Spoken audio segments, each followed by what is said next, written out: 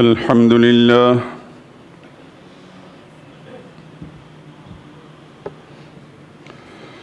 الحمد لله وحده والصلاة والسلام على من لا نبي بعده ولا رسول بعده ولا معصوم بعده أما بعد فإن خير الحديث كتاب الله وخير الهدي هدي محمد صلى الله عليه وسلم وشر الأمور محدثاتها وكل محدثة بدعة وكل بدعة ضلالة وكل ضلالة في النار. أعوذ بالله من الشيطان الرجيم. بسم الله الرحمن الرحيم.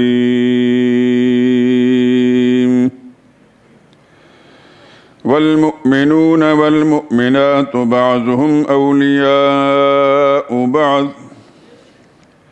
يأمرون بالمعروف وينهون عن المنكر ويقيمون الصلاة ويؤتون الزكاة ويطيعون الله ورسوله أولئك سيرحمهم الله إن الله عزيز حكيم. وعد الله المؤمنين والمؤمنات جنات تجري من تحتها الأنهار خالدين فيها ومساكن طيبة في جنات عدن ورضوان من الله أكبر ذلك هو الفوز العظيم.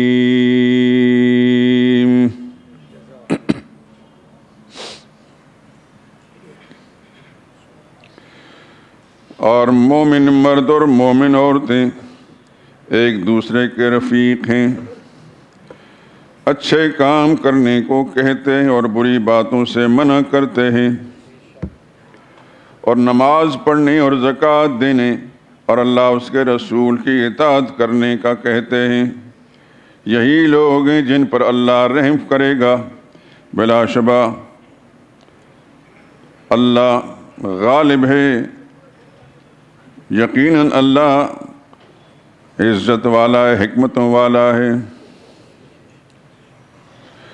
اللہ نے مومن مردوں اور مومن عورتوں سے جنتوں کا وعدہ کیا ہے جن کے نیچے نہریں بہہ رہی ہیں، وہ ان میں ہمیشہ رہا کریں گے، اور دائمی جنتوں میں نفیس مکانات کا وعدہ کیا ہے. اور اللہ کی خوشنودی اور رضا تو سب سے بڑی نعمت ہے، یہی بہت بڑی کامیابی ہے. سبحان ربک رب العزت عما یصفون وسلام علی المرسلین والحمد للہ رب العالمین.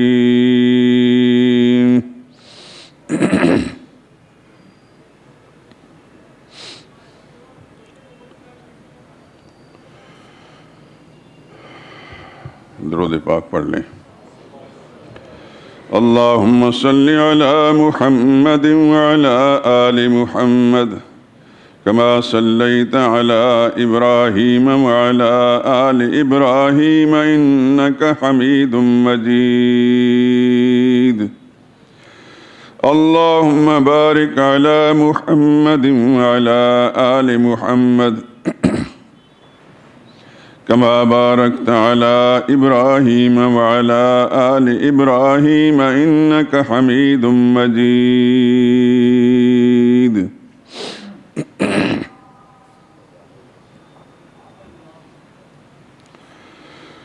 بزرگان محترم، برادران عزیز، یہ آیات کریمہ جو اس وقت تلاوت کی ہیں قرآن حکیم کے 10ویں پارے میں سورہ توبہ کی آیت نمبر 71 اور 72 ہیں.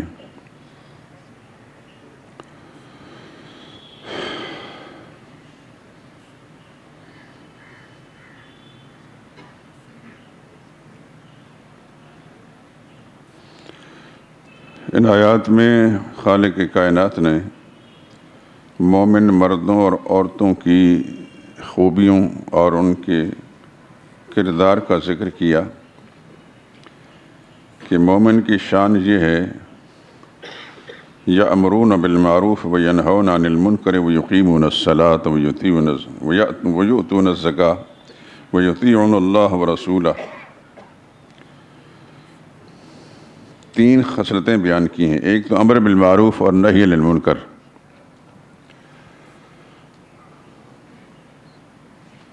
نیکیاں پھیلاتے ہیں اور برائیوں سے روکتے ہیں. دوسری بات نماز قائم کرتے ہیں اور زکوٰۃ ادا کرتے ہیں. تیسری چیز اللہ اس کے رسول کی اطاعت کرتے ہیں. ان تینوں کا ذکر فرمانے کے بعد اولئک سیرحمہم اللہ،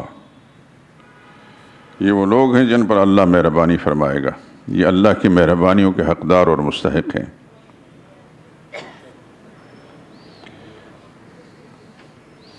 پھر اگلی آیت کے اندر فرمایا وعد اللہ المؤمنین والمؤمنات جنات، اللہ نے ان مومن مردوں اور عورتوں کے ساتھ جنتوں کا وعدہ فرمایا ہے. کون سی جنتیں؟ تجری من تحتها الانہار، ایسی جنتیں ہوں گی، ایسے محلات ہوں گے، ایسے باغات ہوں گے کہ وہاں نہریں بہہ رہی ہوں گی. اور ساتھ یہ بھی فرما دیا کہ ایسے باغات نہیں ہوں گے کہ صبح جائیں اور شام کے وقت دروازہ بند کر دیا جائے اور کہ نکلو. اللہ نے فرمایا خالدین فیہا، وہاں رہا کریں گے، وہی ان کے مسکن ہیں، وہی ان کی رہائشیں ہوں گی.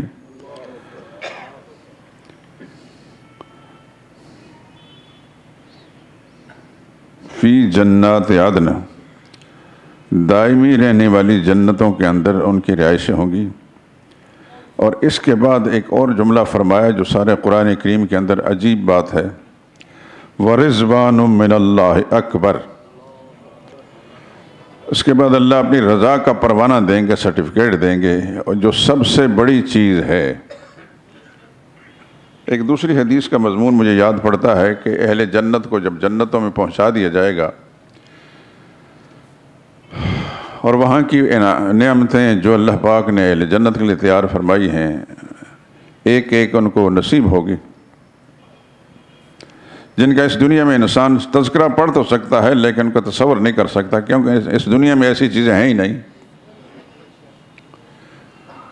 ایک حدیث میں آتا لا عین رأت ولا اذن سمعت، وہ نعمتیں ایسی جو دنیا میں کسی آنکھ نے دیکھی نہیں، کسی کان نے ان کے تذکرے سنے نہیں، بلکہ ولا خطر علی قلب بشر، وہ ایسی نعمتیں ہیں کہ انسان کے دل میں وسوسے بھی، خیالات بھی نہیں آئے، یعنی انسان کے خیالات سے بھی بالا چیزیں.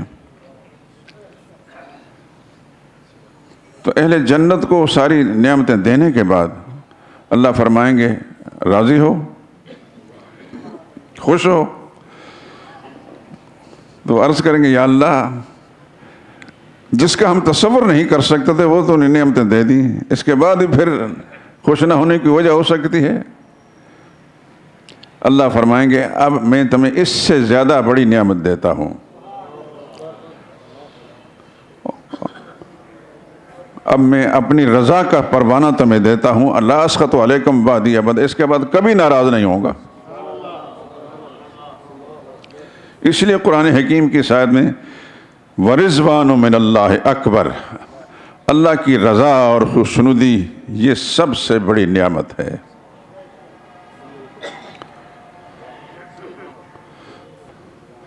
جب بھی دعا کریں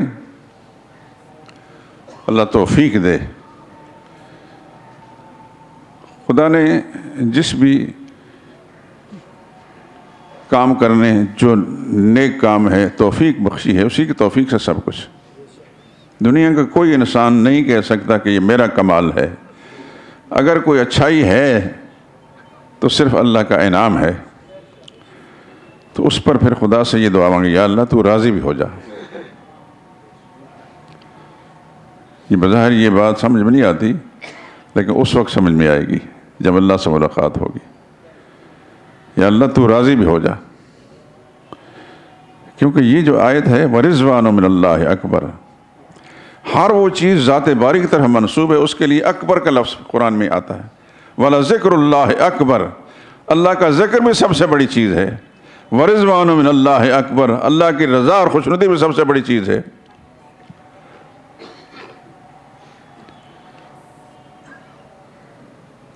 قرآن حکیم کے اندر جو جو چیز ذات باری کی طرف منسوب ہے اس میں اکبر کا لفظ آتا ہے۔ اللہ ہیں ہی اکبر۔ ایک مسلمان جب اللہ کے دربار میں کھڑا ہوتا ہے تو پہلا جملہ اللہ اکبر، اللہ سب سے بڑا ہے۔ کاروبار بڑا نہیں ہے، بلڈنگ بڑی نہیں ہے، افسر بڑا نہیں ہے، دنیا کی جو نعمتیں مجھے میسر ہیں ان میں سے کوئی چیز بڑی نہیں ہے۔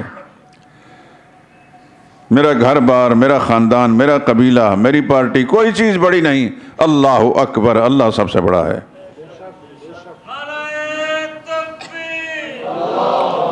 اور پھر جب جھکتا ہے تب بھی یہ نعرہ لگاتا ہے اللہ اکبر، میں تو جھک رہا ہوں مگر اللہ بڑا ہے۔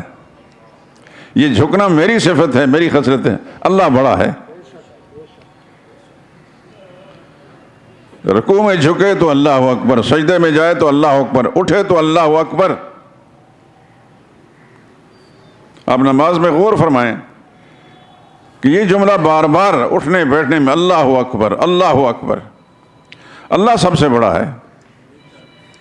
نماز طرف دعوت دینے کے لیے جو کلمات مقرر ہیں، مؤذن اس کے اندر بھی یہ اعلان کرتا ہے اللہ اکبر، اور لوگوں جہاں جہاں بھی تم پھنسے ہو وہ چیز بڑی نہیں، اللہ بڑا ہے۔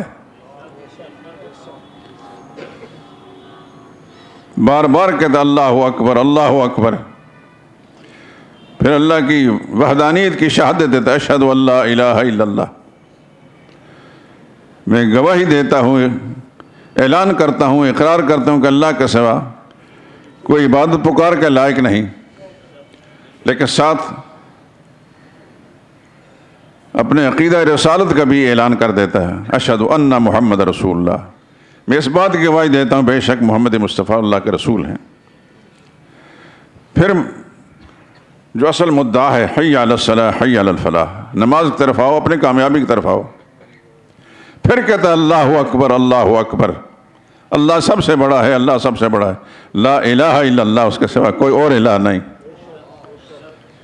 کوئی چیز بھی آپ دیکھیں اس میں اللہ کی کبریائی کا تصور اور اعلان ہے، اور اللہ کی وحدانیت کا۔ افسوس کہ آج کا مسلمان تو کہلاتا ہے، لیکن اس کو یہ پتہ نہیں کہ مسلمان کسے کہتے ہیں، کب بنتا ہے مسلمان۔ یاد رکھیں لفظ اسلام جو ہے عربی زبان میں کہتے ہیں اطاعت کو۔ اسلام کا جو لفظ ہے اس کا معنی ہے فرمانبرداری اور اطاعت۔ تو اپنے آپ کو مسلمان کہلانے والا، مسلمان کہنے والا گویا دوسرے لفظ میں یہ اقرار کرتا ہے کہ میں اللہ کا فرمانبردار ہوں اور مطیع ہوں۔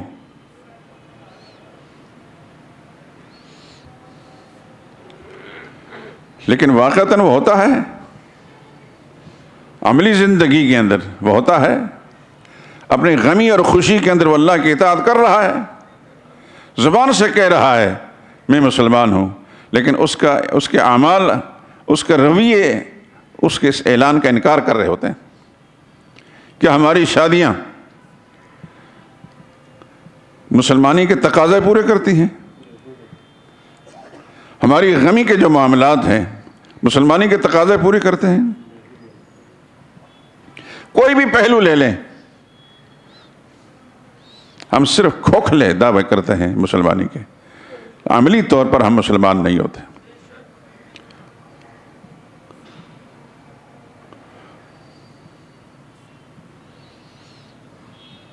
تو اسلام نام ہی اطاعت کا ہے، مسلمان اسے کہتے ہیں جو اللہ کا فرمانبردار ہے۔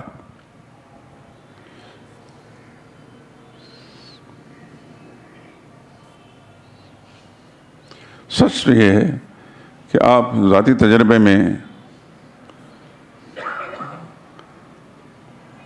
اس بات کو سمجھ سکتے ہیں، تجربہ کر سکتے ہیں، جو ہمارے پڑھے لکھے لوگ ہیں، جو عرف عام میں پڑھے لکھے کہلاتے ہیں، جو انگریزی بول سکتے ہیں، انگریزی لکھ سکتے ہیں، پڑھا لکھا تو وہی ہے نا۔ ابلیس نے ان کے ذہنوں کے اندر یہ وسوسہ ڈالا ہے، تم پڑھے لکھے ہو، لیکن ان کو اپنے مسلمان ہونے کا پتہ نہیں۔ تجربہ کر کے دیکھ لیں آپ، کوئی بھی آپ کو ملنے جلنے والا پڑھا لکھا ہے، اسے پوچھے یار میں مسلمان ہوں، تم مسلمان ہو؟ ہاں جی مسلمان ہیں۔ بتاؤ ذرا اس کا ترجمہ بتاؤ، مسلمان کسے کہتے ہیں؟ لفظ اسلام جو ہے لغت کے اعتبار سے کا معنی کیا ہے اس کا؟ مومن کہتے ہیں یقین لانے والے کو، جس کا اللہ کی ذات پر یا اس کی وحدانیت پر یقین ہے، اور مسلم کہتے ہیں اللہ کا فرمانبردار اور تابعدار۔ یہ دونوں چیزیں ساتھ ساتھ آتی ہیں۔ ایک شخص کا یقین ہے خدا کی ذات پر کہ اللہ ہے، لیکن اللہ کے حکموں کا تابعدار نہیں، وفادار نہیں، تو ناقص ہے۔ ایک آدمی بظاہر تابعدار ہے لیکن اندر کا یقین خراب ہے، وہ بھی ناقص ہے۔ یہ دونوں چیزیں ساتھ ساتھ آتی ہیں۔ آپ نے علماء سے سنا ہوگا، ممکن ہے آپ نے پڑھا بھی ہو، گھر کے اندر حدیثی کتابیں رکھا کریں، یہ آپ کے باقیات الصالحات، باقی رہنے والی نیکیوں میں سے ہوں گی۔ بے دینی پر مشتمل کتابیں، ناول ان کو گھروں سے نکالیے، نحوست پھیلتی ہے ان سے۔ عورتیں پڑھتی ہیں یا بچے پڑھتے ہیں، صاف لفظوں میں کہہ دیں تمہاری وجہ سے میں خدا کے جہنم میں نہیں جل سکتا، یہ گھر میرا ہے، میں نے بنایا ہے، تم میرے تابعدار و وفادار بن کر ہو۔ حدیث کی کتابیں، دین پر مشتمل کتابیں، وقتاً فوقتاً انہوں نے تاکید کریں یہ کتابیں پڑھیں، آسان سی کتابیں، تاکہ آپ کے گھر کا ماحول بھی دینی بنے۔ ایک حدیث میں آتا ہے، مشکوٰۃ شریف کے سب سے پہلی روایت لائی گئی، حدیث کی دوسری کتابوں کے اندر بھی ہے،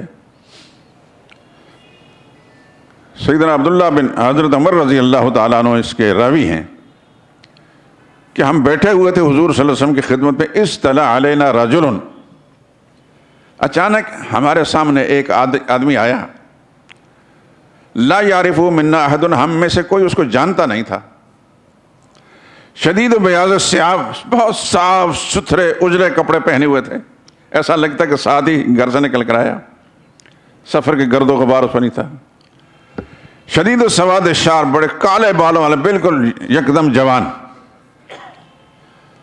اور رسول اللہ صلی اللہ علیہ وسلم کے خدمت میں آیا۔ بعض روایت میں آتے ہیں کہ اس نے سلام بھی نہیں کیا۔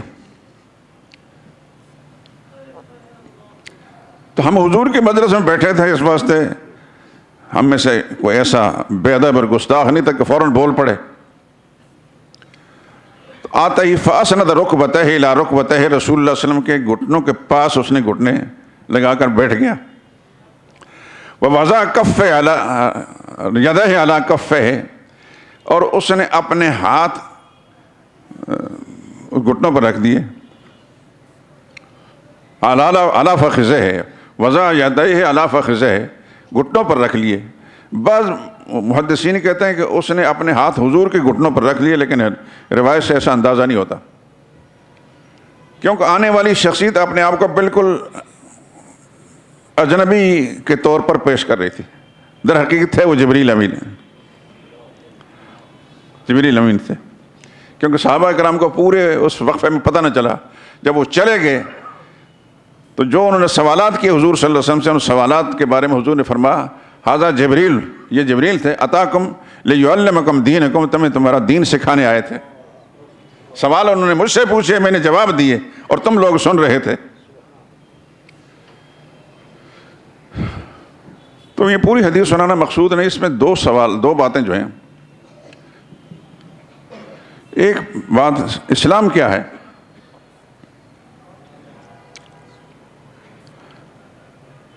اسلام یہ ہے کہ اللہ کی توحید کی گواہی دی جائے، نماز ادا کرے، زکوٰۃ ادا کرے، روزے رکھے، حج کرے۔ ایمان کیا ہے؟ ان تؤمن باللہ و ملائکتہ و رسولہ و کتبہ، ایمان یہ ہے کہ اللہ پر ایمان لاؤ، اللہ کی کتابوں پر یقین لاؤ، اللہ کے رسولوں پر یقین لاؤ قیامت پر۔ تو اس روایت کے ان الفاظ سے کہ ایمان کا سوال الگ ہے اور اسلام کا سوال الگ ہے، اسلام کا تعلق انسان کا ظاہری اعمال سے ہے اور ایمان کا تعلق انسان کے باطن کی کیفیت اور یقین کے ساتھ ہے، یہ یاد رکھیں۔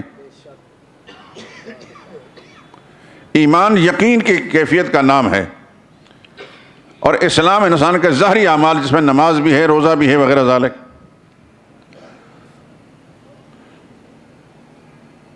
تو یہ ضمناً بات آ گئی کہ ہم اپنے آپ کو مسلمان کہتے ہیں لیکن ہمیں پتہ نہیں مسلمان کسے کہتے ہیں، معنی کیا اس کا۔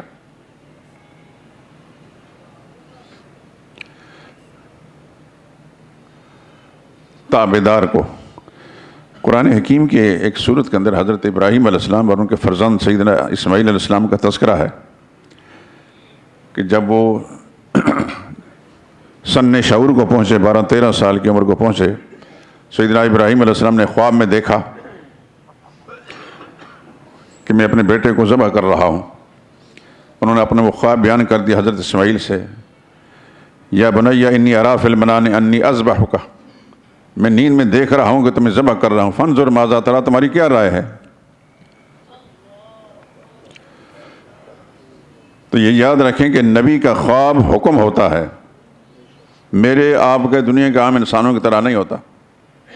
پیغمبر کا خواب امر الہی ہوتا، حکم الہی ہوتا ہے۔ خواب میں اگر دیکھا کہ اپنے بیٹے کو ذبح کر رہے ہیں تو کوئی اللہ کا حکم ہے کہ بیٹے کو ذبح کرو۔ تو حضرت ابراہیم پوچھ رہے ہیں اپنے فرزند اسماعیل علیہ السلام سے، فانظر ماذا تری، تمہاری کیا رائے ہے؟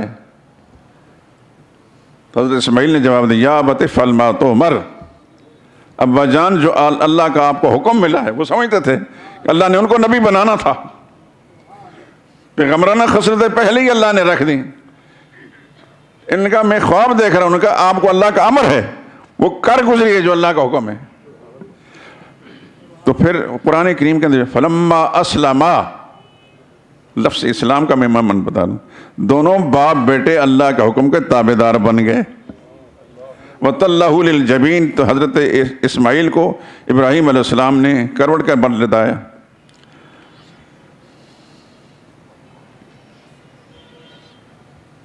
باقی تفصیلات ذکر نہیں کرتا، بارہا بیان کر چکا ہوں۔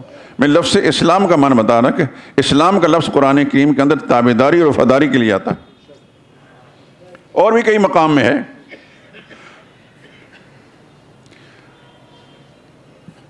تو ہم اپنے آپ کو مسلمان کہتے ہیں لیکن ہمیں مسلمان کے لفظ کا معنی معلوم نہیں، اور ہمارا جو پڑھا لکھا ہے اس کو بھی پتہ نہیں ہوگی انشاءاللہ، اللہ کے فضل سے، الا ماشاء اللہ۔ ہاں اگر دینی مجالس میں محافل میں بیٹھتا ہے، کیونکہ دین کی بات سیکھی ہے تو یقیناً اس کو پتہ ہوگا، لیکن اگر صرف انگریزی کی کٹ مٹ پر ہی اس نے اکتفا کیا تو اس کو کچھ پتہ نہیں اسلام کیا اور ایمان کیا ہے۔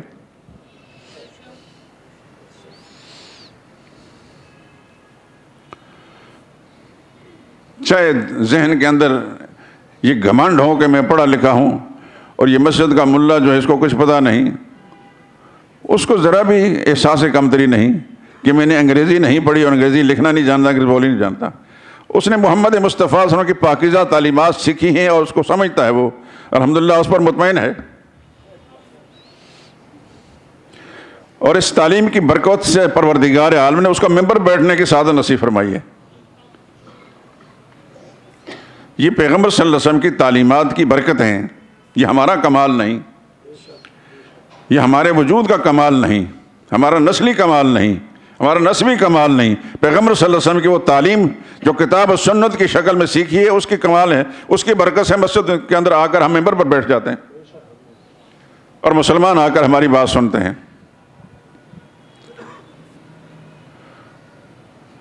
تو مجھے یہ بات تھوڑی سی لمبی کرنی پڑ گئی کہ مسلمان اسے کہتے ہیں جو اللہ اس کے رسول کے حکم کا وفادار اور تابعدار، اپنے آپ کو خدا کے سپرد کر دیتا ہے، اللہ کے حکموں کا سپرد کر دینا، اس کا نام اسلام ہے۔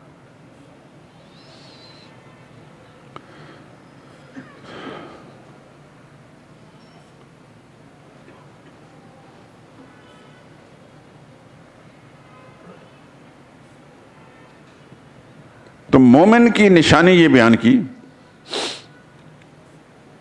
یطیعون اللہ و رسول، اللہ اور اس کے رسول کی اطاعت کرتے ہیں، لیکن پہلے بیان کیا ہے یأمرون بالمعروف وینہون عن المنکر ویقیمون الصلاۃ ویؤتون الزکاۃ ویطیعون اللہ و رسولہ۔ پوری زندگی میں خدا اس کے حکموں کے تابع دار، مسلمان وہی ہے۔ صرف نماز پڑھ لینے کا نام اسلام نہیں، صرف روزے رکھنے کا نام اسلام نہیں، باقی احکام میں منمانی کرے لیکن روزے رکھتا ہے، خوشی غمی کے معاملات کے اندر اغیار کا طریقہ اپناتا ہے، کہتا ہے پیغمبر مسلمان، یہ نہیں۔ پوری زندگی کے ہر حصے کے اندر خدا اس کے رسول کے تابعدار ہوگا، اس کو کہتے ہیں مسلمان۔ اور اس حقیقت کو سامنے رکھ کر ہر مسلمان اپنے بارے میں فیصلہ کر سکتا ہے، میں کس مقام پر کھڑا ہوں۔ میں جو اپنے آپ کو مسلمان کہتا ہوں، واقعتاً میرے دل اور دماغ کے اندر اللہ اس کے رسول کے حکموں کی عظمت موجود ہے، اور میں نے اس کو اپنایا بھی ہے اور اپنانے کی جذبہ بھی ہے، یا میں نے اس حکم کو اپنے گھر کے اندر بھی نافذ کیا۔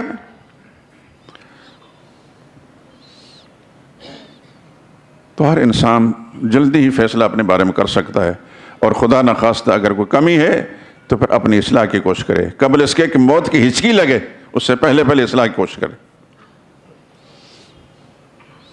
اور یہ ایک حقیقت ہے، 2 اور 2 4 کی طرح حقیقت ہے، نہ 3 ہے نہ 5، 2 اور 2 4 ہی ہوتے ہیں کہ خدا نے بھیجا ہے اس دنیا میں ایک عرصے کے لیے، اللہ کا حکم پورا کرنے کے لیے ہم آئے۔ اللہ نے ہمیں بھیجا، ان گنت نعمتوں سے نوازا، اپنے وجود کے اندر بھی ہیں، صحت والی زندگی، یہ کوئی تھوڑی نعمت ہے خدا کی، انسان کے ایک ایک پور جو ہے خدا کی نعمت ہے۔ یہ انگلیاں 60-70 سال کی عمر کے اندر انسان کھولتا ہے بند کرتا ہے، کھولتا ہے بند کرتا ہے، ان کے جوڑ، ان کے اندر جو اللہ نے گریسنگ کی ہے، ہمیں معلوم نہیں، کبھی ہمیں اس پر دھیان بھی جاتا ہمارا کہ یہ خدا کی کیسی نعمت ہے، اٹھنے بیٹھنے چلنے پھرنے میں، بولنے میں۔ ایک آدمی گونگا اگر ہے، بہت حسین اور خوبصورت انسان ہے لیکن بول نہیں سکتا، کتنا بڑی کمی ہے اس کے اندر۔ ایک آدمی نابینا ہے، ساری خوبیاں اس کے اندر موجود ہیں لیکن دیکھ نہیں سکتا۔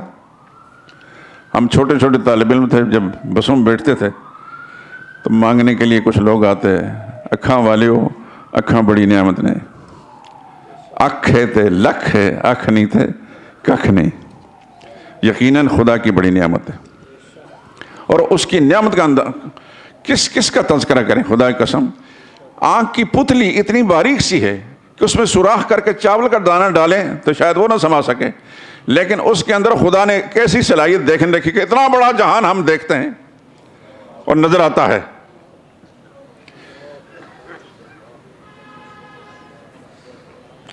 یہ زبان کا لوتھڑا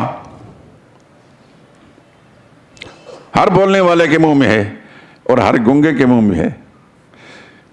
کون سی صلاحیت اس سے چھین دی گئی؟ یہ بولنے کی صلاحیت کس نے دی ہے اور چھینی کس نے ہے؟ اللہ اکبر، اللہ اکبر۔ میرے دوستو، تنہائیوں کے اندر، میں تو ایک چھوٹا سا ناکارہ سا آدمی ہوں، لیکن جو اللہ نے ذہن میں بات ڈالی ہے میں عرض کر رہا ہوں، تنہائیوں میں بیٹھ کر خدا کی نعمتوں پر غور کیا کریں۔ میرے وجود میں خدا نے کتنی نعمتیں رکھی ہیں۔ سونگنے کی اللہ نے صلاحیت بخشی، خوشبو اور بدبو کو سونگ لیتا ہوں۔ سننے کی خدا نے صلاحیت رکھتی ہے، اچھی آواز بری آواز کو میں سن لیتا ہوں۔ سوچنے کی اللہ نے صلاحیت رکھی، جو بہت بڑی اللہ کی نعمت ہے۔ جب جس سے خدا چھین لیتا ہے وہ پاگل سڑکوں پر مارا پھرتا ہے، بڑا حسین اور خوبصورت انسان ہے لیکن پاگل ہے۔ اس کے مقابلے میں کالا بھجنگ آدمی ہے لیکن ذہنی صلاحیتیں پوری کی پوری موجود ہیں، وہ بڑے رتبے والا ہے۔ ان تعدوا نعمت اللہ لا تحصوها، 14ویں پارے میں ایک سورت ہے سورہ نحل، اس کے آغاز میں اللہ تعالیٰ نے بہت ساری انعامات کا ذکر کیا ہے، مادی نعمتوں کا ذکر کیا ہے، جسمانی نعمتوں کو ذکر کیا ہے. آخر میں اللہ ان تعدوا نعمت اللہ، او انسان تیرے سامنے یہ بہت ساری نعمتیں گنوائی ہیں لیکن سب یہ نہیں ہیں. خدا کی نعمتوں کو گننا چاہو لا تحصوها، گن نہیں سکو گے.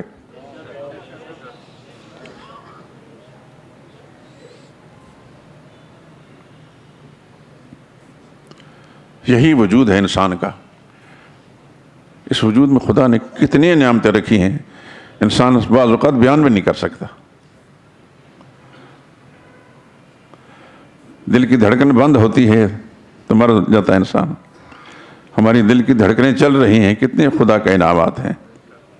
ہم دیکھ رہے ہیں، ہم سن رہے ہیں، ہم سونگ رہے ہیں، ہم بول رہے ہیں، ہم سوچ رہے ہیں، ہم کوئی چیز پکڑ رہے ہیں، ٹانگوں سے چل رہے ہیں. کتنی خدا کی نعمتیں ہیں، ہم گننا چاہیں تو نہیں گن سکتے. یہ ایک ناخن جو انگلی کی خوبصورتی کی علامت ہے، وہ اتر جاتا ہے تو انگلی بدصورت ہو جاتی ہے. کبھی ہم نے غور کیا اس بات پر کہ خدا نے ہمیں ہر پہلو سے حسین اور خوبصورت بنایا ہے. ایک آدمی کے داڑھی کے بال اتر جائیں قدرتی طور پر، عورت کا بال نہ ہونا اس کے حسن کی علامت ہے، مرد کا قدرتی بال نہ ہونا اس کی بدصورتی کی علامت ہے. اللہ نے جو چیز جہاں بنائی ہے وہ حسن و کمال ہے. لیکن انسان، ہماری طرح کا انسان بالکل غفلت کے اندر ڈوبا ہوا ہے. وہ سوچتا ہے کہ میں پیدا ہی کمانے کے لیے اور کھانے کے لیے اور عیش کرنے کے لیے ہوا ہوں. یہ عجیب سا معاملہ ہے. ایک گھوڑا، ایک گدھا جس پر بوجھ لا کر وہ دائیں بائیں منوں بوجھ لاد کر لے جاتا ہے، اپنا کام نکالتا ہے. ایک دن وہ مر جاتا ہے، وہ زمین پر پڑا رہتا ہے. اس کو اٹھا کر بیڈ پر نہیں ڈالتے اور اس کو چارہ بھی نہیں ڈالتا، ڈنڈے مار مار کر زخمی کر دیتا ہے. وہ بے زبان ہے، اپنے مالک کی شکایت بھی نہیں کر سکتا کسی کے سامنے. اور یہ ظلم کرنے والے انسان ایک دن مرتا ہے تو اس کو اٹھا کر چارپائی پر ڈال دیتے ہیں. اس نے اپنے مجازی مالک کی نافرمانی نہیں کی اور یہ اپنے حقیقی مالک کا ہمیشہ نافرمان رہا ہے. اس گدھے اور گھوڑے پر اس احسان یہ تھا کہ چارہ ڈال لیتا تھا، یہ پانی پلاتا تھا. اور کیا ہے؟ اس کا وجود تو اس انسان نے نہیں پیدا کیا، اس کو وجود اللہ نے بخشا ہے، اس کو صحت اللہ نے بخشی، سب کچھ. اور یہ انسان، اس کے جسم کے کون سی رگ ہے جو خدا کی نعمت سے بھری نہیں؟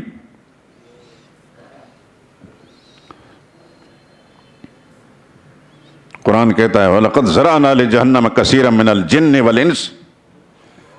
ہم نے بہت سارے جن اور انسانوں کو جہنم کا ایندھن بنا رکھا ہے، ان کے لیے بنایا ہے. لَهُمْ قُلُوبٌ لَا يَفْقَهُونَ بِهَا. ان کو ہم نے دل دیے تھے سوچنے کے لیے، سمجھنے کے لیے، ان سے کام نہیں لیا. وَلَهُمْ أَعْيُنٌ لَا يُبْصِرُونَ بِهَا. آنکھیں دی تھی دیکھنے کے لیے، حق اور سچ کو دیکھنے کے لیے، ان سے کام نہیں لیا. وَلَهُمْ آذَانٌ لَا يَسْمَعُونَ. کان دیے تھے سننے کے لیے، حق بات کو سننے کے لیے، سنے نہیں. اولئک کالانعام. اللہ اکبر، اللہ اکبر. یہ اللہ کا فیصلہ ہے، اللہ کا فتویٰ ہے. یہ انسان کی شکل میں یہ حیوان ہے، حیوان ہے. بل ہم ازل، بلکہ ان سے بھی بدتر ہے. یہ اللہ نے فرمایا کہ یہ انسان کہلانے والا حیوان ہے، یہ حیوان سے بھی بدتر ہے. حیوان اپنے مالک مجازی کا نافرمان نہیں ہوتا. کیا ہوتا ہے؟ ہمارے استاد حضرت قاضی اسمت اللہ صاحب رحمۃ اللہ تعالیٰ علیہ کے والد گرامی قاضی نور محمد صاحب رحمۃ اللہ تعالیٰ علیہ بڑے بزرگ تھے، بہت بڑے. دیہات میں اگر نہ ہوتے تو لاہور میں مولانا احمد لاہوری سے زیادہ ان کا مقام ہوتا، کیوں علمی مقام ان کا بہت اونچا تھا. تو قاضی صاحب رحم اللہ فرمایا کرتے، ابا جی فرمایا کرتے سن اپنے والد صاحب کا کہ کمہار گدھے کو کہتا ہے بچ، یعنی گدھے پر بوجھ لاد کر لے جانے والا، شاید پنجاب میں اس کو کمہار کہتے ہوں گے. بچ یعنی خطرے کے مقام سے بچ. تو وہ گدھا اپنے اس مجازی مالک کے اس جملے سے، وہ ٹھوکر کے مقام سے بچ جاتا ہے. اس انسان کو خدا کا پیغمبر کہتا ہے بچ، یہ پیغمبر کی بات نہیں مانتا. وہ گدھا اچھا ہے، یہ انسان اچھا ہے. ہم نے خدا کی نافرمانی میں کرتے، خدا کے نبی کی نافرمانی کرتے ہیں، جبکہ خدا کی نعمتوں میں ہم ڈوبے ہوئے ہیں، گن نہیں سکتے، شمار نہیں کر سکتے. اور پیغمبر کے احسانات صلی اللہ علیہ وسلم، انہوں نے کون کون سی ہدایت ہمیں نہیں بتائی۔ نبی کا طریقہ اپنانے کی وجہ سے ہمیں حیوان اور جانور سے ممتاز نظر آتے ہیں۔ جانور کھڑا کھڑا جہاں چاہے پیشاب کر جاتا ہے، ہمیں نبی نے ہدایت دی ہے، نبی کی تعلیم کے مطابق ہم ہر جگہ پیشاب نہیں کرتے، پیشاب کرنے کی جگہ تلاش کرتے ہیں۔ پاکی ناپاکی کی تمیز ہوتی ہے، یہ پیغمبر نے بتایا ہمیں صلی اللہ علیہ وسلم۔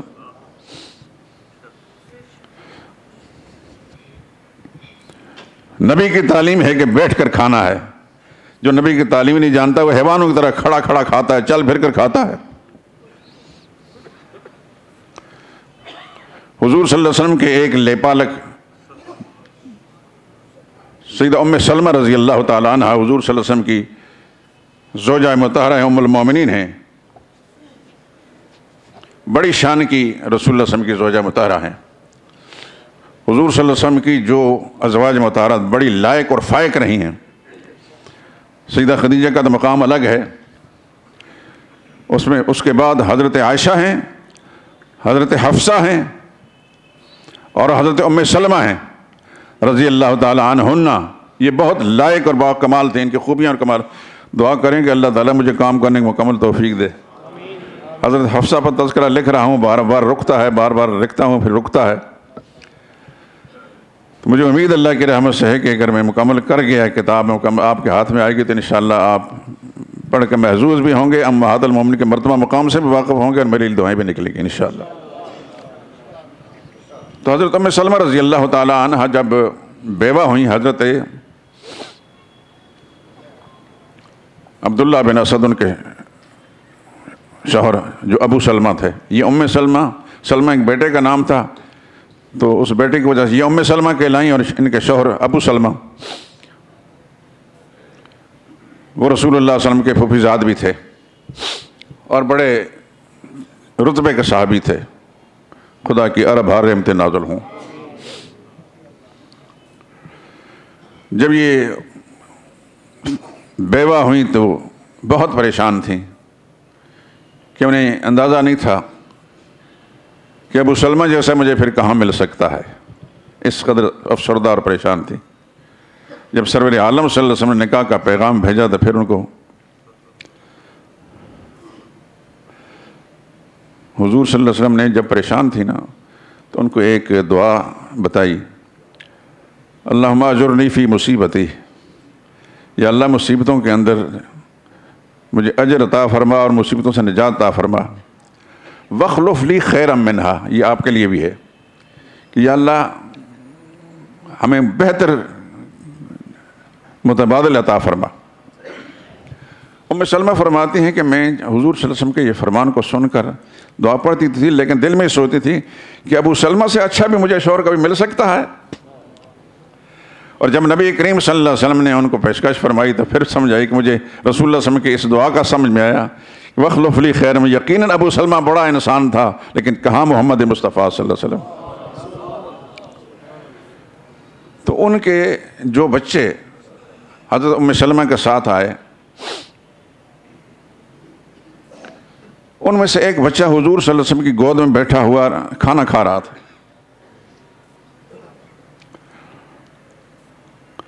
تو بچے کی عادت ہوتی ہے وہ پورے برتن میں ہاتھ پھیرتا ہے، تو نبی کریم صلی اللہ علیہ وسلم، سب کہیں صلی اللہ علیہ وسلم، حضور نے فرمایا اس بچے کو، اگر حضور نہ فرماتے تو مجھے اور آپ کو کیسے پتہ چلتا، سم اللہ، بیٹا بسم اللہ پڑھ کر کھانا کھاؤ۔ میرے اور آپ کے لیے بھی ہے سم اللہ، کیا کرنا ہے ہمیں کھانا کھانے سے پہلے یا کوئی چیز بھی، بسم اللہ الرحمن الرحیم، بسم اللہ الرحمن الرحیم۔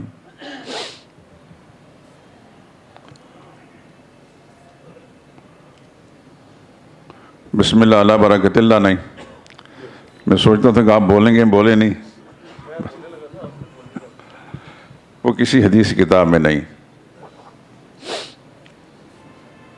بسم اللہ الرحمن الرحیم، تو حضور نے فرمایا اس بچے کو سم اللہ، بسم اللہ پڑھ کر کھانا کھاؤ، کل بیمینک، دائیں ہاتھ سے کھانا کھاؤ، آج کل سگریٹ دائیں ہاتھ میں ہوتا ہے تو بائیں ہاتھ سے اٹھا کر منہ میں ڈالتے ہیں، ہے کہ نہیں؟ ان کو انسان کہا جا سکتا ہے؟ شکل انسان کی ہے، خصلت انسان کی نہیں۔ ناراض نہ ہونا میرے دوستو، خدا کی قسم کھا کر کہتا ہوں، قرآن میرے ہاتھ کے اندر ہے، میں آپ کا اتنا سجن ہوں، اتنا ہمدرد ہوں، اتنا دوست ہوں کہ شاید آپ کسی اور کو تلاش کریں نہیں ملے گا، لیکن میں آپ سے بھی یہ توقع رکھتا ہوں کہ میرے لیے دعا کریں۔ میں آپ کا احسان مند ہوں کہ آپ یہاں تشریف لاتے ہیں۔ نماز تو کہیں بھی ہو جاتی ہے کہ سچ باتیں نہیں ملتی ہر جگہ، قصے کہانیاں بہت سی ملیں گی، سچ نہیں ملتا۔ تو رسول اللہ صلی اللہ علیہ وسلم نے دوسری بات فرمائی کہ کل بیمینک، دائیں ہاتھ سے کھاؤ۔ تیسری بات فرمائی کل مما یلیک، اپنے سامنے سے کھاؤ۔ اگر نبی کریم صلی اللہ علیہ وسلم کی یہ تعلیم نہ ہمارے سامنے آتی، ہم میں اور حیوانوں میں کوئی فرق ہوتا؟ حیوان بھی کھاتا ہے پیٹ بھرنے کے لیے، ہم بھی پیٹ بھر لیتے، لیکن ایک اعلیٰ معیار کا جو کردار ہے ایک انسان کا محمد مصطفیٰ کی تعلیم کے مطابق، وہ ہمیں نہ ملتا۔ خدا کی اربہ رحمتیں اور صلاۃ و سلام ہو محمد مصطفیٰ صلی اللہ علیہ وسلم۔ اللہ اکبر۔ تو یہ ساری چیزیں جو ہیں ہمیں اللہ کے پیغمبر سے معلوم ہوئی۔ طہارت کا نظام ہمیں رسول اللہ صلی اللہ علیہ وسلم سے معلوم ہوا۔ ابو داؤد شریف کی روایت ہے، انما انا لکم مثل الوالد، لوگوں میں تمہارے لیے باپ کی طرح ہوں۔ سبحان اللہ، میں تمہارے لیے باپ کی طرح ہوں۔ جس طرح باپ اپنے بیٹے کو سب کچھ سکھاتا ہے، تم نے کیسے بیٹھنا ہے، کیسے اٹھنا ہے، کیسے بولنا ہے، کیسا پہننا ہے، کیسے کھانا ہے، میں بھی تمہارے لیے باپ کی طرح ہوں۔ بلکہ کئی مقامات میں رسول اللہ صلی اللہ علیہ وسلم نے اپنی طرف سے امت کی ہمدردی اور رہنمائی پیش نظر رکھتے ہوئے ایک ایسی چیز بیان فرما دی جس کا مطالبہ نہیں کیا گیا تھا۔ مثال کے طور پر بعض صحابہ کرام نے جو سمندری سفر میں جایا کرتے تھے،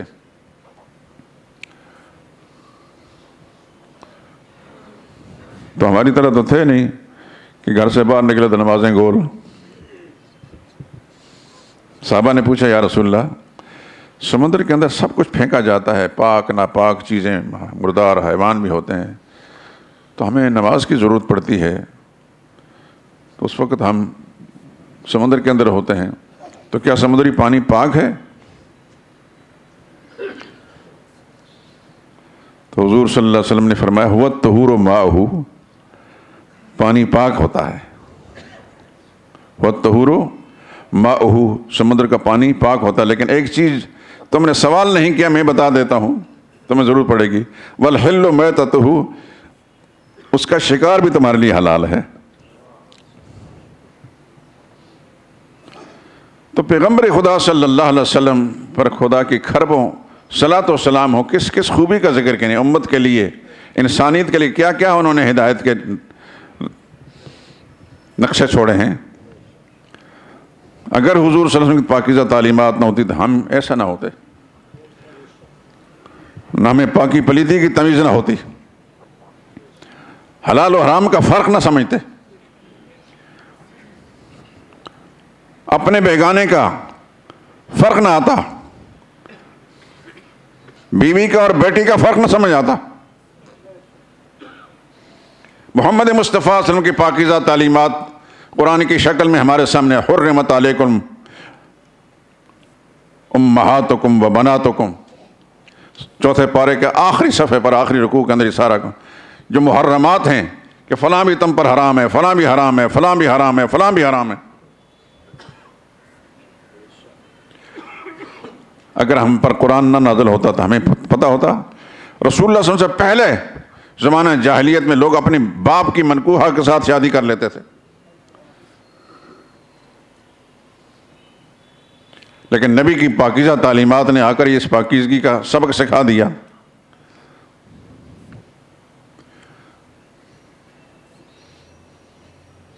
آج بھی آپ دیکھتے ہیں، مجھے کبھی ذہن میں آ جاتا تو بڑا تکلیف ہوتی ہے۔ انا للہ و انا الیہ راجعون۔ بھائی اور بہن آپس میں زنا کرتے ہیں، باپ بیٹی کے ساتھ زنا کرتا ہے، روزانہ اخبارات کے اندر یہ چیزیں آتی ہیں۔ اس سے زیادہ تکلیف دہ بات ماں اپنے جوان بیٹے کے ساتھ زنا منہ کالا کرتی ہے۔ محمد مصطفیٰ صلی اللہ علیہ وسلم کی تعلیمات کو اپنانے سے انسان اعلیٰ درجے کا انسان رہتا ہے، اور ان کو نظر انداز کرنے سے حیوان بھی اس پر لعنت بھیجتے ہیں۔ اگر حیوان کو خدا بولنے کی قوت دے دے تو حیوان بھی کہے کہ یہ کام تو شاید میں بھی نہیں کرتا، تم پر خدا کی لعنت ہے۔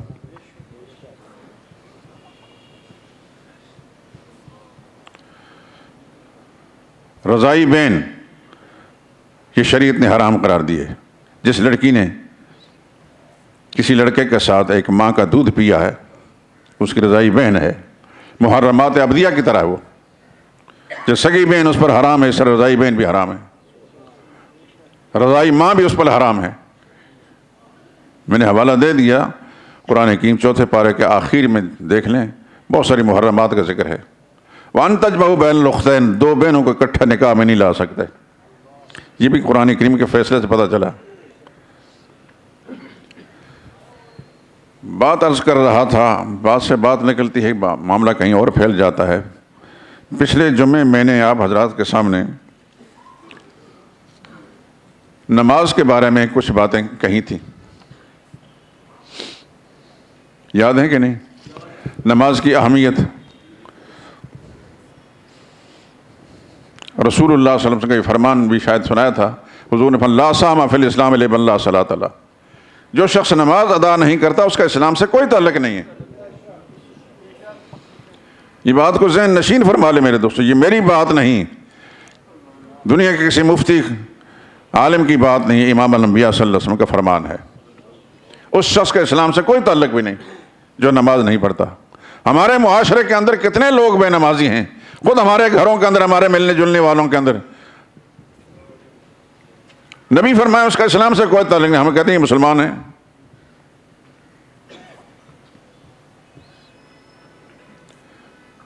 میں نے پچھلے جمعے قرآن کریم کے ایک آیت سنائی تھی، قوا انفسکم واہلیکم نارا، اپنے آپ کو بھی آگ سے بچاؤ اور اپنے گھر والوں کو بھی آگ سے بچاؤ۔ ایک حدیث سنائی تھی، سرور عالم صلی اللہ علیہ وسلم، کلکم راعٍ وکلکم مسئول عن رعیتہ، تم میں سے ہر شخص گھر کا نگہبان اور نگران ہے، اور اپنے رعایا کے بارے میں، یعنی گھر کے ماتحت بیوی، بچے، بیٹیاں، نوکر ملازم جو مسلمان ہیں، ان کے بارے میں مسئول خدا کے سامنے اس سے پوچھا جائے گا، جواب دہ ہونا پڑے گا۔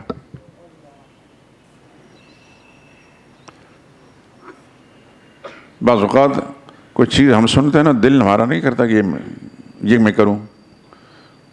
کوئی بدرہ بہانا بسیار ابلیس تو ساتھ ساتھ چل رہا ہے نا، اب مرا تو نہیں بدبخت، ہمارے ساتھ ساتھ ہی ہے۔ اپنی بے نماز بیوی کو ہم ہمت نہیں کرتے کہ اس کا نماز کی تاکید کریں، تلخ کلام ہے وہ۔ جوان بیٹا ہے نماز نہیں پڑھتا، ہم ہمت نہیں کرتے کہ اسے نماز کا کہیں۔ بہو کو نماز کا نہیں کہہ سکتے، بھائی ہے بے نمازی اس کو نہیں کہہ سکتے۔ قرآن کا فیصلہ تو یہ ہے، نبی کا فرمان کا فیصلہ یہ ہے کہ ماں باپ بھی نماز نہیں پڑھتے، ان کو بھی کہنا پڑے گا۔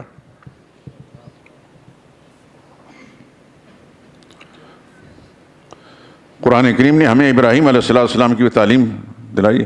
ابراہیم علیہ السلام اپنے باپ کو کہا تھا، یا ابت لم تعبد ما لا يسمع ولا يبصر ولا يغني عنك شيئا، میرے ابا جان ان کو کیوں پوچھتے ہو؟ نہ آپ کی بات سنتے ہیں، نہ آپ کے حالات کو دیکھتے ہیں، نہ آپ کی مشکل کو ہٹا سکتے ہیں، آپ ان کو کیوں پوچھتے ہیں؟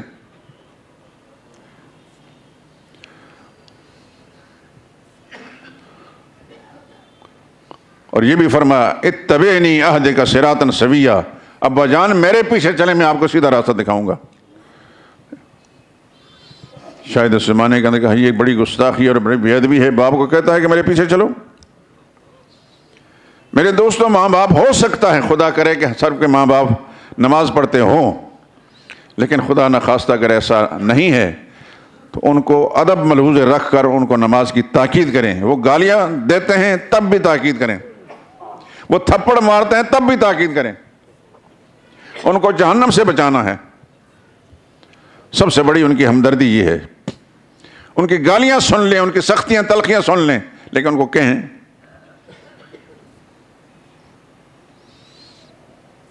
لیکن خدا اس کے رسول کے حکم کو ان کو بالادستی نہ دیں۔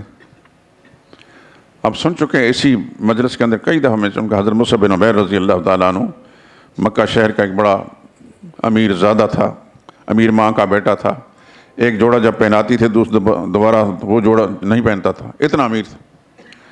نبی کریم صلی اللہ علیہ وسلم کی ذات اقدس پر ایمان لے آئے۔ ماں کو جب یہ پتہ چلا تو ماں نے کپڑے دینے بند کر دیے، انہوں نے گوارا کر لیا، کھانا دینا بند کر دیا، گوارا کر لیا۔ ساری تدبیریں فیل جب ہوں گی تو ماں نے آخری حربہ یہ استعمال کیا کہ میں کھانا نہیں کھاؤں گی، مر جاؤں گی تم اگر محمد کا ساتھ نہیں چھوڑو گے۔ ایمان اس کا نام ہے ان کا۔ حالانکہ ان کو بڑی محبت تھی، پیار تھا اپنی ماں کے ساتھ، کہنے لگی آپ مر بھی جائیں مجھے آپ کا موت گوارا ہے، رسول اللہ کا ساتھ نہیں چھوڑ سکتا۔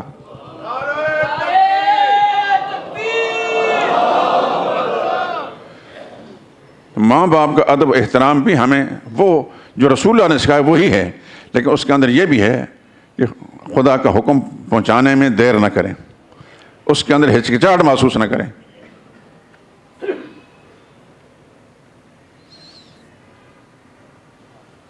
سورہ لقمان پڑھ کر دیکھ لیں، اس کے اندر اللہ کریم نے ماں باپ کے سامنے یہ حکم رکھو، وَإِنْ جَاهَدَاكَ عَلَىٰ أَن تُشْرِكَ بِي، تیرے ماں باپ اگر تمہیں شرک پر مجبور کرتے ہیں فَلَا تُطِعْهُمَا، پھر ان کی بات نہیں ماننا۔ لیکن ان مشرک ماں باپ کو صاحبهما فی الدنیا معروفا، دنیوی زندگی میں ان کے ساتھ اچھا سلوک ہی کرنا ہے، دین کے معاملے میں ان کی بات نہیں ماننی۔ یہ سارے سبق قرآن کریم کے اندر موجود ہیں، رسول اللہ کی تعلیمات موجود ہیں۔ میری گفتگو کا خلاصہ یہ ہے کہ میرے دوستو، ہم سب نے خدا کا سامنے جانا ہے اور اللہ ہم سے پوچھے گا تو نماز پڑھتا تھا، یہ بھی جواب ہم نے دینا۔ تیری بیوی نماز پڑھتی تھی، یہ بھی ہم نے جواب دینا۔ تیرا بالغ بچی نماز پڑھتے تھے، یہ جواب ہمیں دینا ہے۔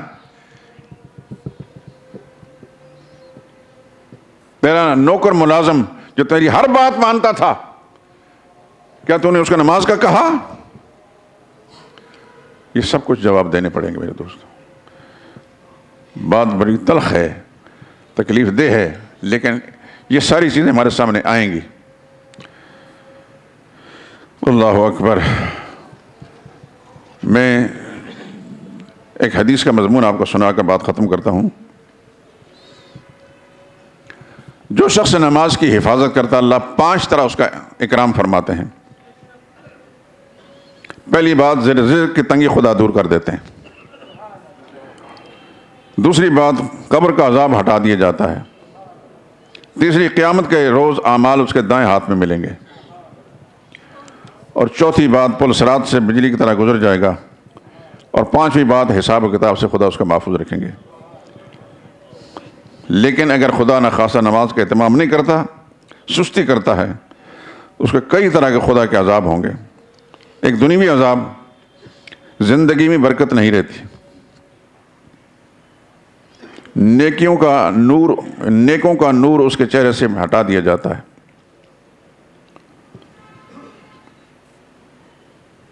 اس کے نیک کاموں کا اجر مٹا دیا جاتا ہے نماز نہ پڑھنے کی وجہ سے۔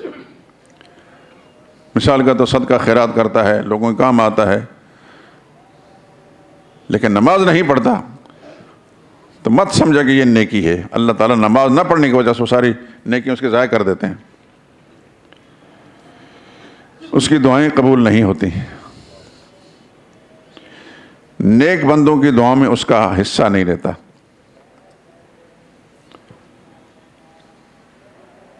موت کے وقت بھی کچھ مصیبتیں آتی ہیں اس پر، ذلیل ہو کر مرتا ہے، بھوکا مرتا ہے، سخت بول نہیں سکتا اس وقت کہ مجھے کتنی بھوک لگی ہے، پیاسا مرتا ہے، کتنا کہ سمندر کے پانی بھی پی لے تو اس کی پیاس نہیں بجھتی اس وقت۔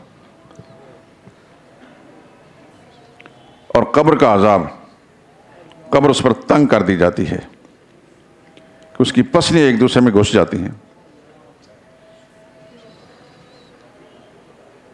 قبر میں آگ جلا دی جاتی ہے۔ اللہ اکبر۔ قبر میں ایک سانپ اس پر مسلط کر دیا جاتا ہے جس کی آنکھیں آگ کی ہوتی ہیں اور ناخن اتنے لمبے لمبے کہ ایک دن کی مسافت پر اس کی آواز بجلی کڑک کی طرح ہوتی ہے۔ وہ کہتا ہے کہ اللہ نے مجھے تجھ پر مسلط کیا ہے نماز نہ پڑھنے کی سبب سے، صبح کی نماز ضائع کرنے پر میں طلوع تک تمہیں مارتا رہوں، ظہر کی نماز ضائع کرنے پر عصر تک، عصر کی نماز ضائع کرنے پر مغرب تک، اور مغرب کی نماز ضائع کرنے پر عشاء تک، اور عشاء کی نماز ضائع کرنے پر صبح تک مارتا رہوں۔ وہ سانپ جب ایک دفعہ اس میت کو مارتا ہے تو مردہ 70 گز زمین دھنس جاتا ہے۔ یہ حدیث کا مضمون ہے، اور یہ سلسلہ قیامت تک رہے گا۔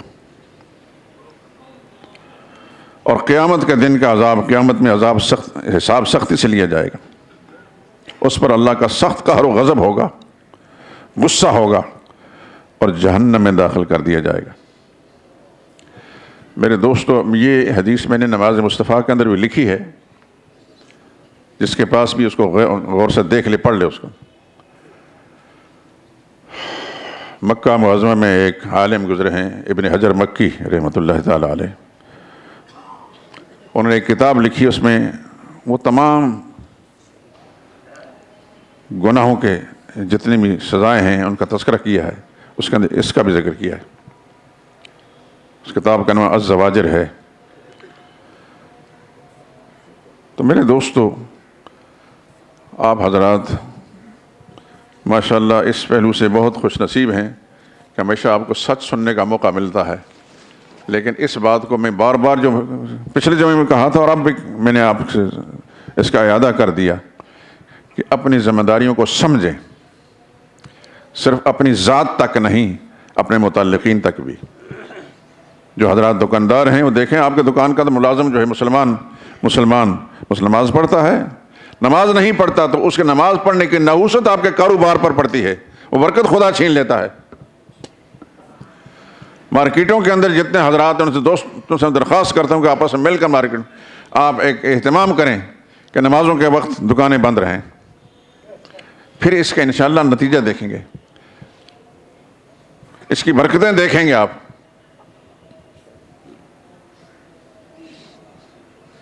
بات ختم کرتا ہوں، ایک قصہ مجھے اچانک یاد آیا۔ کوئٹہ میں جہاں سے میں نے شادی کی ہے، میرے ماموں تھے وہاں رہتے، تو اس کے پڑوس کے اندر ایک آدمی تھا، دکاندار تھا، دکان 6 مہینے کھلی رکھتا تھا، 6 مہینے بند رکھتا تھا۔ اچانک مجھے یہ بات یاد آئی، وہ تبلیغی جماعت کے ساتھ چلا جاتا تھا، اس کے بچے بھی تھے، سب کچھ تھا۔ کسی نے پوچھا کہ 6 مہینے آپ کاروبار بند کرتے ہیں، آپ کا سفر کا خرچہ بھی ہوتا ہے، بیوی بچوں کے لیے بھی؟ کہنے لگے ہاں، اللہ تعالیٰ اس 6 مہینے کے اندر مجھے اتنا دے دیتا ہے کہ میرے سفر کے اخراجات میں نکل جاتے ہیں اور گھر کے اخراجات پورے ہو جاتے ہیں۔ بات ہے خدا کی طاقت پر، خدا کی طرف سے، کہ خدا ہی مربی ہے، جس نے ماں کے پیٹ کے اندر کھلایا ہے، اس دنیا میں بھیج کر بھی وہ کھلاتا ہے، اس پر یقین لازمی ہے۔ تو اس واسطے میرے دوستوں، دکاندار دوستوں سے میں عرض کرتا ہوں، یہ وسوسہ یقیناً ابلیس ڈالے گا، دکان بند کرے گا تو یہ ہو جائے گا، تو وہ ہو جائے گا، وہ ہو جائے گا۔ ابلیس کی وسوسے پر یقین نہ کہ خدا اس کے رسول کی بات پر یقین کریں، پھر دیکھیں خدا کیسی برکت ڈالتا ہے۔ وآخر دعوانا الحمدللہ رب العالمین۔